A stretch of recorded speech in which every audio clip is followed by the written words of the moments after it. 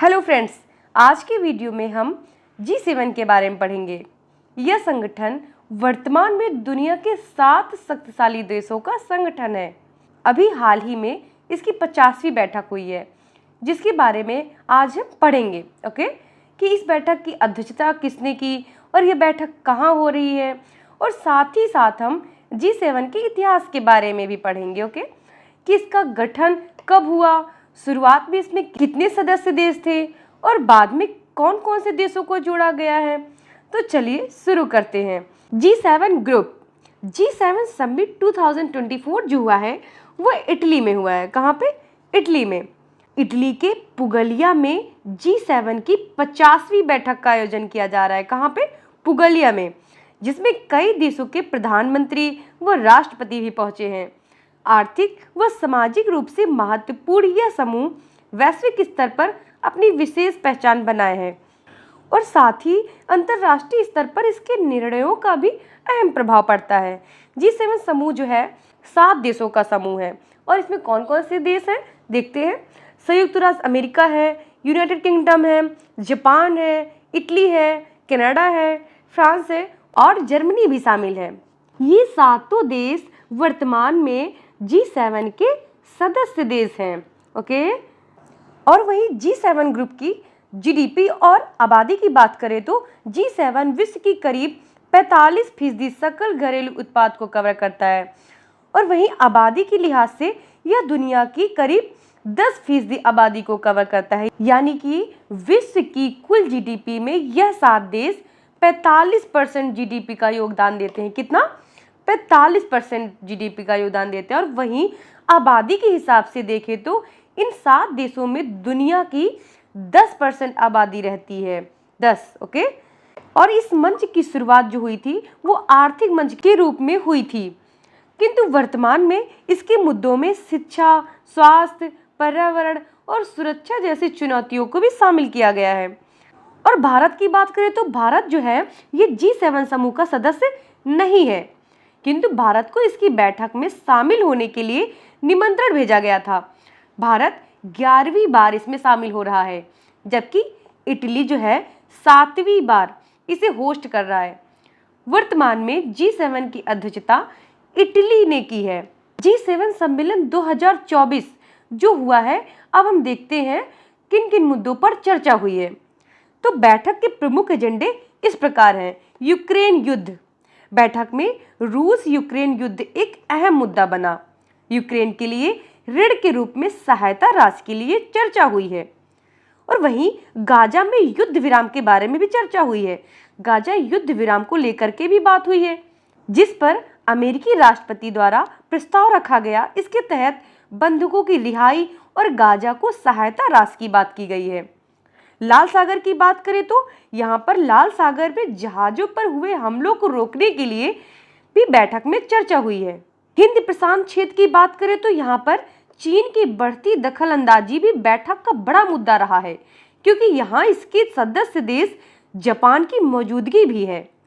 और वहीं जलवायु परिवर्तन की बात करें तो यहाँ जलवायु परिवर्तन में भी ऊर्जा कटौती का लक्ष्य है, जो कि 40 से 42% तक रखा गया है। तो ये रहे इस बार बैठक के प्रमुख एजेंडे। अब हम देखेंगे G7 ग्रुप में भारत की भागीदारी। 2003 में G7 आउटरीच सत्र में भाग लेने का निमंत्रण पाने वाले पहले भारतीय प्रधानमंत्री अटल बिहारी वाजपेयी थे। कौन थे? अटल बिहारी वाजपेयी थे। उस समय G7 ग्रुप की मेजबानी कौन कर रहा था? फ्रांस। प्रधानमंत्री मनमोहन सिंह ने भी ऐसी 5 बैठकों में भाग लिया है। प्रधानमंत्री नरेंद्र मोदी ने भी अभी तक में 4 बार भाग ले चुके हैं। अमेरिका द्वारा आयोजित होने वाला 2020 का G7 शिखर सम्मेलन कोविड के कारण रद्द कर दिया गया था और इस वर्ष भाग लेने के बाद प्रधानमंत्री नरेंद्र मोदी भी ऐसी 5 बैठकों में भाग ले चुके हैं। तो भारत देश जो है ये अब तक 11 बार G7 के सम्मेलनों में शामिल हुआ है। अब हम पढ़ेंगे G7 समूह का इतिहास। सबसे पहले हम पढ़ेंगे G7 ग्रुप क्या है। G7 7 सर्वाधिक औद्योगिकीकरण वाले लोकतांत्रिक देशों का एक अनौपचारिक समूह है, जिसका अपना कोई स्थायी सचिवालय नहीं है। अब हम देखेंगे कि G7 ग्रुप का आखिर गठन क्यों किया गया था। 1973 में अरब देशों द्वारा कच्चे पेट्रोलियम तेलों की कीमत में अचानक से वृद्धि हो गई, जिस कारण उत्पन्न संकट पर चर्चा करने के लिए फ्रांस की पहल पर G7 का गठन किया गया था। किस लिए गठन किया गया था? कच्चे पेट्रोलियम तेलों की कीमत बढ़ गई, उस पर चर्चा करने के लिए G7 का गठन किया गया था। 1973 में उपजे इस अचानक कच्चे पेट्रोलियम तेलों की कीमत में वृद्धि को पहला वैश्विक तेल झटका भी कहा जाता है। क्या? पहला वैश्विक तेल झटका भी कहा जाता है। G7 को वैश्विक आर्थिक मुद्दों पर चर्चा करने और ऐसे आर्थिक मुद्दों पर समन्वित प्रतिक्रिया तैयार करने के लिए एक अनौपचारिक समूह बनाया गया था, किंतु बाद में इसमें शांति, सुरक्षा, आतंकवाद निरोध, विकास, शिक्षा, स्वास्थ्य, पर्यावरण और जलवायु परिवर्तन सहित वैश्विक चुनौतियों पर भी चर्चा शुरू हो गई। यानी कि पहले इसे आर्थिक मुद्दों पर चर्चा करने और आर्थिक मुद्दों पर समन्वित प्रतिक्रिया तैयार करने के लिए बनाया गया था, किंतु बाद में इन सभी चुनौतियों पर भी चर्चा शुरू हो गई। अब हम G7 के सदस्यों के बारे में पढ़ेंगे।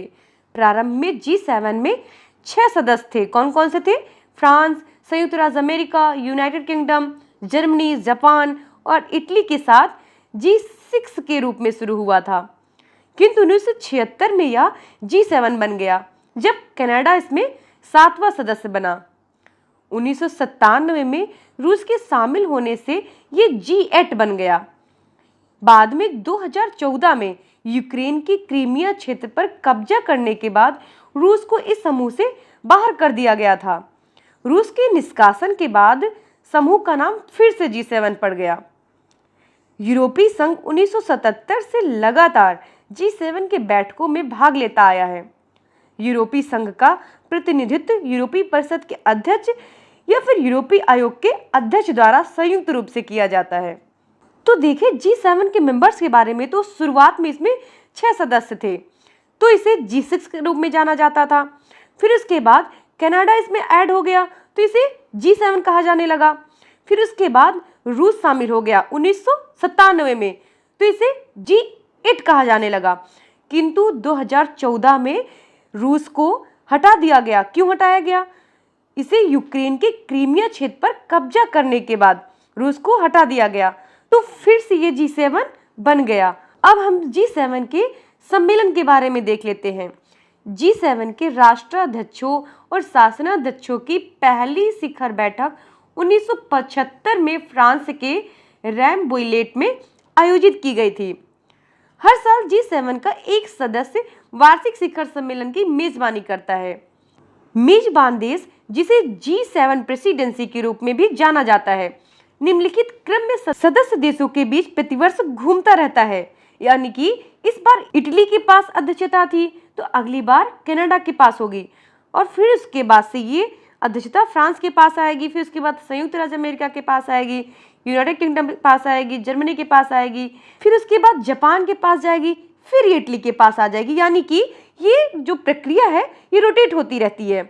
इटली के पास वर्तमान में G7 की अध्यक्षता है और इटली ने 13 से 15 जून तक अपुलिया में 50वें G7 शिखर सम्मेलन की मेजबानी की है। तो ये था हमारा आज का वीडियो G7 ग्रुप पे। अब हम मिलेंगे नेक्स्ट वीडियो में नेक्स्ट टॉपिक के साथ। Thank you friends.